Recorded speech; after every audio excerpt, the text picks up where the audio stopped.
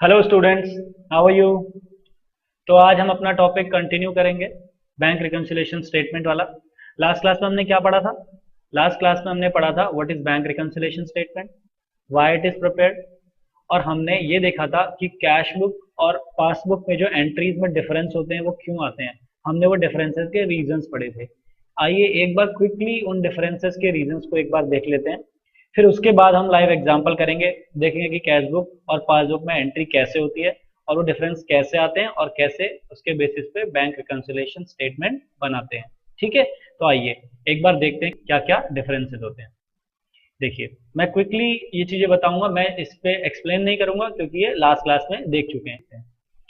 Check issued but not yet presented for payment, check deposited into bank but yet not collected by bank, direct payments made by bank on behalf of customer, amount directly deposited in bank by customers, interest and dividend collected by bank, charges debited by bank, checks deposited, bill discounted, dishonored, errors committed in recording by firm और errors committed by bank। इनमें से कुछ transactions ऐसी हैं जो bank ने अपने laser में यानी कि पासबुक या बैंक स्टेटमेंट में उनकी एंट्री कर दी है, लेकिन हमने कैश बुक में वो एंट्री नहीं की है। और कुछ ट्रांजैक्शंस ऐसी होंगी जिनकी हमने अपनी कैश बुक में एंट्री कर दी है, लेकिन बैंक ने अपने रिकॉर्ड्स में यानी कि पासबुक में उसकी एंट्री नहीं की है। तो हम यही एक लाइव एग्जांपल से समझेंगे। इससे पहले हम एक बार देख लेते हैं कैश बुक कैसी दिखती है। ये देखिए, ये कैश बुक का प्रोफॉर्मा है। इसमें ये 2 कॉलम कैश बुक है जिसमें एक बैंक का कॉलम होता है और एक कैश का कॉलम होता है। तो for this purpose, bank reconciliation statement के पर्पस के लिए हमारा मतलब मेनली सिर्फ बैंक के कॉलम से पड़ेगा, तो बाकी से हमारा ज्यादा जो कैश वाला कॉलम है उससे हमारा ज्यादा मतलब नहीं है। उसका जब कैश की ट्रांजेक्शन होती है जो हमने पहले पढ़ी थी उससे मतलब है। दूसरा है यहाँ पर हमारे पास पासबुक। ये पासबुक होती है, इसी को बैंक स्टेटमेंट भी बोलते हैं। ये जो रिकॉर्ड होता है ये बैंक का रिकॉर्ड होता है। ये पासबुक और बैंक स्टेटमेंट हमें बैंक से मिलती है। अगर पासबुक होती है तो उसमें हम एंट्री करा के लाते हैं, बैंक स्टेटमेंट होती है तो वो बैंक हमें मेल करता है या वैसे भी हम लेके दे जाते हैं, प्रिंट आउट भी उसका बैंक से ले सकते हैं। तो आइए क्विकली एक एग्जांपल देखते हैं। यह है प्रॉब्लम 1, बहुत सिंपल प्रॉब्लम है। इस प्रॉब्लम को समझेंगे क्या है, देखिए पढ़िए। Bank balance as per cash book on 29th of February 2016 was rupees 51,000 and same balance was there as per passbook। अभी 29 फरवरी 2016 को बैंक जो हमारी कैश बुक का बैलेंस है और जो पासबुक जो बैंक के पास होती है उन दोनों का बैलेंस सेम है। कितना है? 51,000। ठीक है, कोई डिफरेंस नहीं है। अब देखिए, enter the following transaction in the proper books in the month of March 16। मार्च 16 में 4 ट्रांजेक्शन हुई हैं और इन 4 ट्रांजेक्शन्स को हमें प्रॉपर बुक्स में रिकॉर्ड करना है और देखना है कि क्या डिफरेंस आते हैं और क्या नहीं आते। ठीक है, तो सबसे पहला आप देखेंगे, check issued on 24 March of ₹6,000 but not presented for payment. अब ये क्या हुआ, चेक हमने इशू किया तो सबसे पहले जब हम चेक इशू करते हैं तो हम अपनी कैश बुक में एंट्री करते हैं। कैश बुक में हम क्या एंट्री करते हैं चेक इशू करने की? देखिए, हमारा बैंक बैलेंस कम हुआ होगा और हमने किसी क्रेडिटर को पेमेंट के लिए चेक इशू किया होगा, तो हम करेंगे creditors account debit to bank account. इसका मतलब हमारा जो बैंक अकाउंट है उसमें ये क्रेडिट साइड में आएगा। ये जो कैश बुक का जो बैंक अकाउंट यानी कि बैंक कॉलम है इसमें ये क्रेडिट साइड में आता है जब भी हम कोई चेक इशू करते हैं। तो चलिए आइए मैं इसको करके दिखाता हूँ आपको कि कैसे हम इसको करते हैं। इसकी जो पेमेंट साइड आपको दिख रही है चेकबुक की, ओ सॉरी चेकबुक कह रहा हूँ, कैश बुक की पेमेंट साइड, इसमें हम क्या लिखेंगे? यहाँ पर हमने क्रेडिटर को पेमेंट की है ना, तो हम लिखेंगे उस क्रेडिटर का नाम लिखते हैं वैसे, बट यहाँ पर हम for the sake of simplicity अभी मैं क्रेडिटर अकाउंट लिख रहा हूँ कि वो क्रेडिटर ए बी सी कोई भी हो सकता है। कितना किया है हमने? 6,000। कितने का हमने चेक इशू किया उसे? 6,000 ही था ना, कंफर्म कर लेते हैं। हाँ, 6,000 बट नॉट प्रेजेंटेड। तो ये 6,000 का जो है हमने अपनी कैश बुक में क्रेडिट कर दिया, लेकिन ये एंट्री बैंक में नहीं हुई क्योंकि यहाँ लिखा है but not presented for payment till 31st। तो 31 मार्च तक पासबुक में इसकी कोई एंट्री नहीं हुई। सेकंड देखेंगे, bank had already collected dividend of ₹8,000 and credited to bank but was not entered in cash book। Bank को हमारे बिहाफ पे डिविडेंड मिला 8,000 का, वो हमारे बैंक अकाउंट में उसने डाल दिया पासबुक के अंदर जो एंट्री की, लेकिन हमें तो पता ही नहीं चला, इसलिए हम कैश बुक में तो कर ही नहीं पाएंगे। तो बैंक की पासबुक में ये एंट्री हो चुकी है। क्या बोला मैंने? बैंक की जो पासबुक है उसमें ये एंट्री हो चुकी है। बैंक की पासबुक में क्या एंट्री होगी? क्योंकि हमें 8,000 मिला है, हमें मिला है मतलब हमें बिजनेस को मिला है, तो बैंक इसको हमारे डिपॉजिट साइड में दिखाएगा क्रेडिट में। अच्छा एक चीज मैं आपको बता दूं, जो जो एंट्री हम अपनी कैश बुक में डेबिट करते हैं, ये मैं रिपीट कर रहा हूँ, मैंने पहले पिछली क्लास में बताया था, जो जो एंट्री हम अपने बुक्स में यानी कि अपनी कैश बुक में डेबिट करेंगे, बैंक उसी एंट्री को पासबुक में क्रेडिट करेगा, और जो जो एंट्री बैंक डेबिट करेगा उसको हम क्रेडिट करेंगे। सिमिलरली मतलब ये उल्टा चलता है, जो जो हम डेबिट करेंगे बैंक उसे क्रेडिट करेगा, जो जो हम क्रेडिट करेंगे बैंक उसे डेबिट करेगा। राइट वॉटिंग ओके। तो डिविडेंड की पेमेंट हुई है तो बैंक क्या करेगा, बैंक यहां पर एक रेफरेंस दे देता है, रेफरेंस से फॉर एग्जांपल रेफरेंस उसने दिया डिविडेंड, क्या रेफरेंस दिया, आपको डिविडेंड मिला, इसका कुछ नंबर शायद उसने दिया होगा, ठीक है, dividend.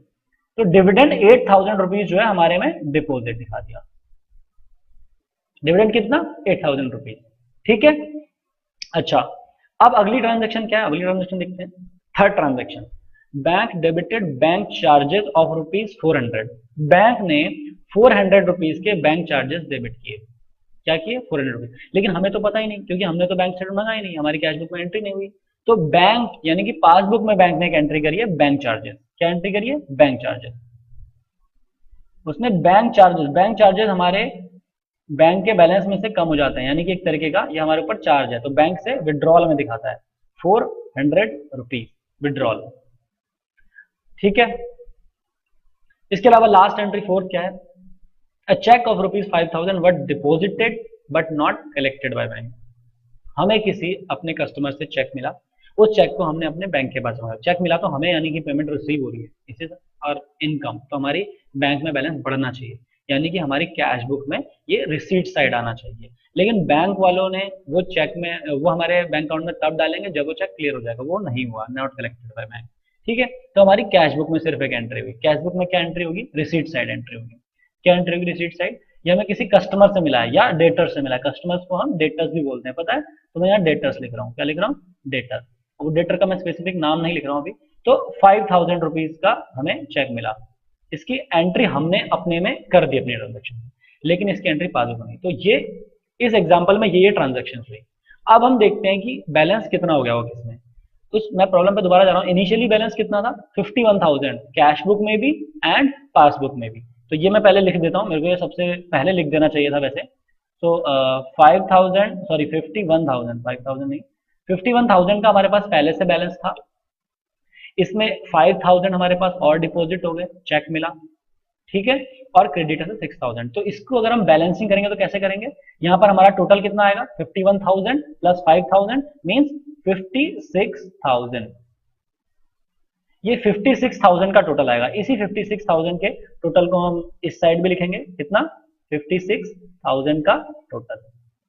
I think everything is clear, ऐसा कुछ है जो चीज समझ में ना आ रही हो, 56,000 राइट। अब इसमें से बैलेंस हम डिफरेंस निकालेंगे, डिफरेंस कितना आया, इसमें से अगर हम 6,000 लेस हो जाएगा तो हमारे पास जो बैलेंस जो रह जाएगा वो कितना रह जाएगा 50,000, कितना बैलेंस रह गया, अगर हम 56 में 6,000 रहेंगे तो 50,000, तो ये हमारी कैश बुक का क्लोजिंग बैलेंस, इसमें अगर मैं डेट भी डाल दूं थोड़ी सिंप्लिसिटी के लिए पता होना चाहिए कि कितनी डेट यहाँ पर आएगी, ये 31 मार्च को बैलेंस है, 31/03, ठीक है, और ये ओपनिंग बैलेंस था ये 29 फरवरी को था, ठीक है। तो ये एक सिंपल हम एग्जांपल ले रहे हैं, इसमें हम और ट्रांजैक्शंस की डेट भी डाल सकते हैं कि किस किस दिन ट्रांजैक्शन हुई, बट मैं सिंप्लिसिटी के लिए भी वो नहीं डाली है। अच्छा पासबुक का बैलेंस, पासबुक का भी ओपनिंग बैलेंस जो था वो 51,000 था, हमें इनिशियली वो लिख देना चाहिए था, यहाँ पर जगह नहीं है तो मैं एक बार ऊपर लिख रहा हूँ, इसको जरा अंडरस्टैंड कीजिए, बैलेंस बीडी, बैलेंस जो इनिशियली था, बैलेंस कब था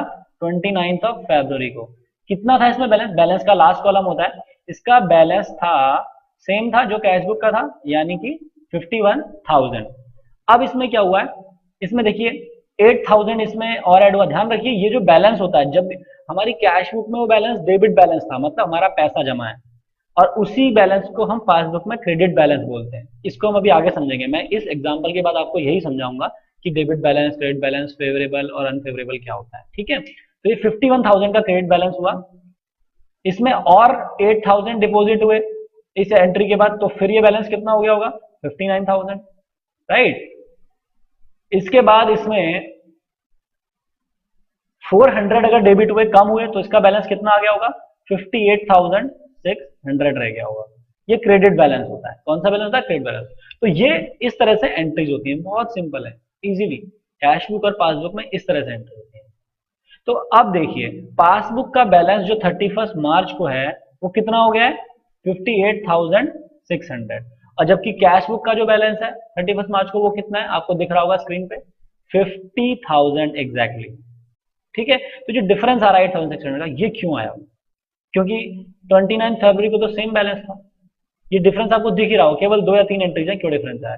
ये वही डिफरेंसेस के रीजन है जो हमने थ्योरी में पढ़े थे। ठीक है, तो ये तो मैंने बताया कि किस तरह से कैश बुक और पासबुक में एंट्रीज होती हैं। अब हम इनके बेसिस पे बनाएंगे बैंक रिकंसिलिएशन स्टेटमेंट। तो वो बनाने से पहले हम समझते हैं बैंक रिकंसिलिएशन। देखिए बैंक रिकंसिलिएशन स्टेटमेंट दो तरह से बनती है, मैं आपको यहाँ दिखाता हूँ।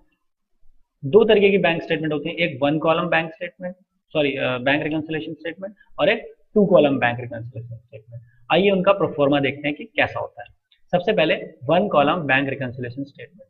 इसमें आप देखेंगे सबसे पहले ऊपर लिखा होता है balance as per cash book, फिर सामने कुछ अमाउंट लिखा होता है, जैसे अभी अभी हमने एग्जांपल किया उसमें balance as per cash book कितना आया है हमारा 31 मार्च को 50,000, राइट। फिर हम इसमें कुछ चीज ऐड करेंगे कुछ चीज लेस करेंगे, वही जो डिफरेंसेस के रीजन है उनको ऐड और लेस करेंगे, तब बैलेंस एज पर पासबुक के इक्वल हम आ जाएंगे, जो सबसे नीचे आपको दिख रहा होगा बैलेंस एज पर पासबुक, क्योंकि हमें उनको रिकंसाइल करना है। तो ये हमें प्रेजेंट करना होता है एक स्टेटमेंट की फॉर्म में, तभी उसको कहते हैं बैंक रिकंसिलिएशन स्टेटमेंट, कि ये डिफरेंसेस के क्या क्या रीजन है और बैलेंसेस दोनों के मैच करने होते हैं।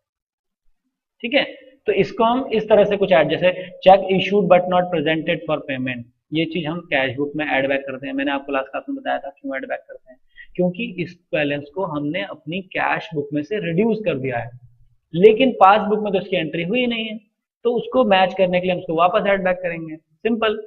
सिमिलरली आपको दिख रहा होगा अगर इंटरेस्ट क्रेडिटेड बाय बैंक होता तो हम उसको ऐड बैक करते, मतलब हमने अपनी बैंक बुक में इन एंट्रीज को या तो रिड्यूस कर लिया है, पासबुक में एंट्री नहीं हुई है, या पासबुक में इसके बैलेंस को इंक्रीज कर लिया है और हमारी कैश बुक में एंट्री नहीं हुई है। तो सिमिलरली रिड्यूस हम जो लेस करते हैं, इसमें दो आइटम दिख रहे होंगे आपको कि क्या क्या हम लेस करते हैं बैंक रिकंसिलिएशन स्टेटमेंट बनाते वक्त।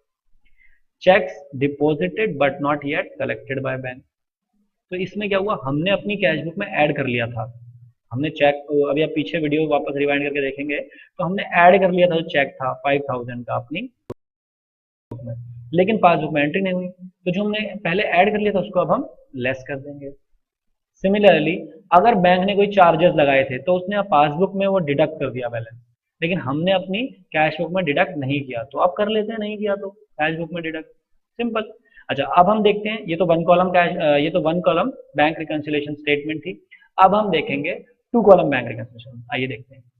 ये है आपकी two column bank reconciliation statement. देखिए इसमें और उसमें कोई ज्यादा फर्क नहीं, इसमें बस ये रहता है कि अमाउंट के टू कॉलम आते हैं, टू कॉलम का मतलब अमाउंट के कॉलम, इसमें अमाउंट के टू कॉलम है, लेफ्ट साइड में डेबिट साइड है, राइट साइड में क्रेडिट साइड है। तो इसमें देखिए कैश बुक का बैलेंस हम डेबिट साइड में लिख रहे हैं, जबकि बैलेंस एज पर पासबुक सबसे नीचे जो आ रहा है वो क्रेडिट साइड में।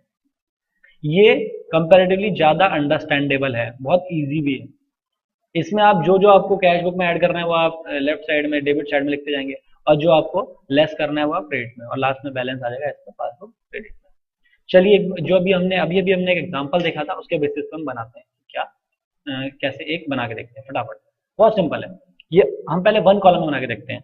तो इसमें सबसे पहले क्या था, सबसे पहले हम लिखेंगे उसमें balance as per cash book, balance as per cash book, cash book के हिसाब से बैलेंस। ये किस डेट को बना रहे हैं हम बैंक रिकंसिलिएशन स्टेटमेंट, इसको हम सबसे ऊपर ही लिख सकते हैं एज ऑन 31 मार्च 2016 को हमें बना रहे हैं।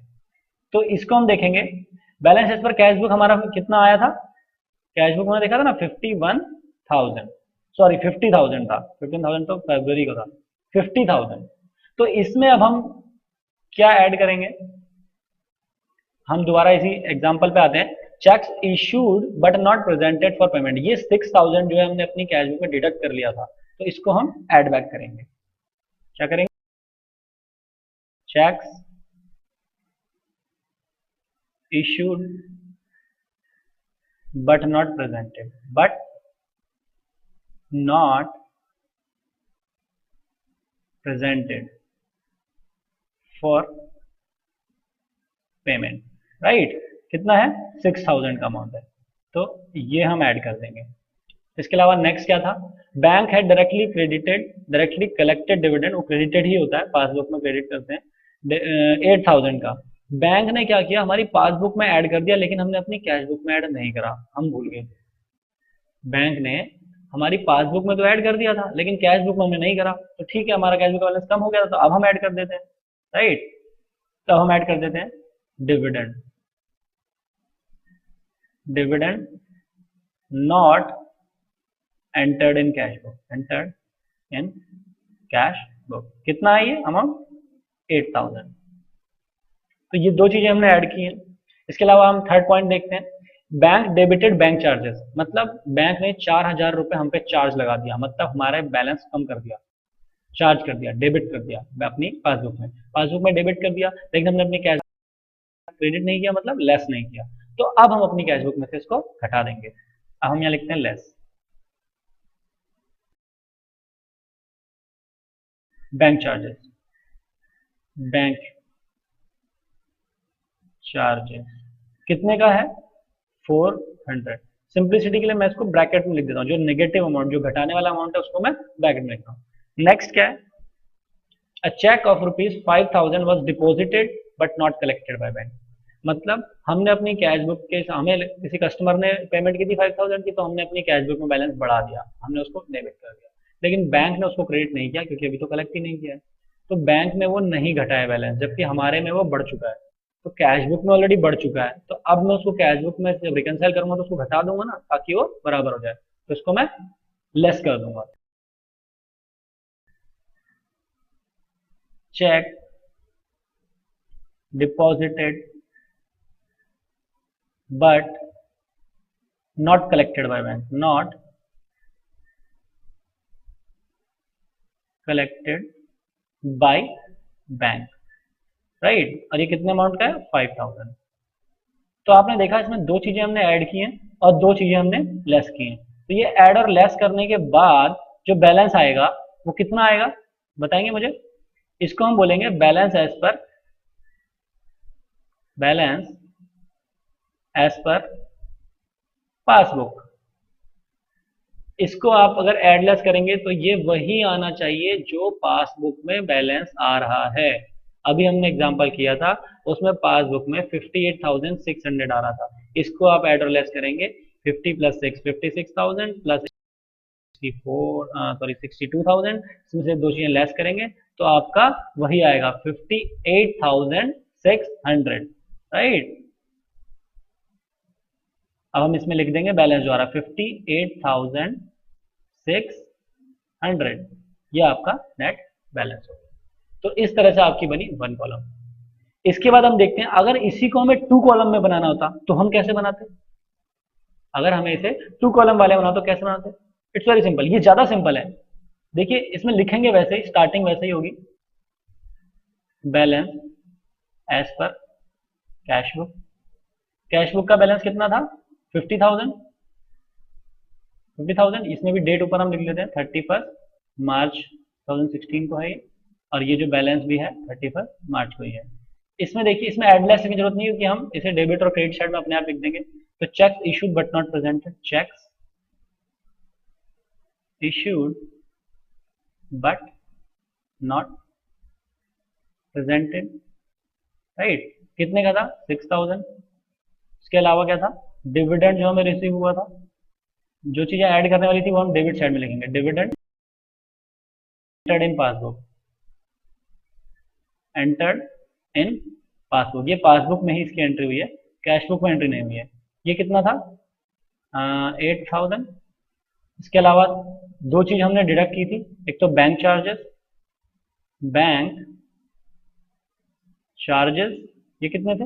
बहुत स्मॉल अमाउंट था, 400 रुपीज का। इसके अलावा एक चेक हमने डिपॉजिट किया था, check deposited but not collected by bank, collected. ये 5000 का अमाउंट था। तो आप देखेंगे आपके पास अपने आप डिफरेंस इतना आ जाएगा। अगर आप इसका टोटल करेंगे, यहाँ शायद मेरे पास स्पेस थोड़ा सा कम हो गया, लेकिन मैं आपको दिखा देता हूँ। आप अगर यहाँ टोटल करेंगे तो टोटल आपका आएगा 64,000, राइट। 64,000, 64 भी मैं सेम यहाँ लिखते हैं ना टोटल। अब इसका डिफरेंस निकालेंगे, 5,400 आप 64,000 में से घटाएंगे तो कितना आएगा आपका? ये अमाउंट सिंपली आएगा 58,600। तो इस तरह से ये दोनों चीजें बनाई जाती हैं। ये मैंने आपको एक सिंपल एग्जांपल के थ्रू समझाया कैसे।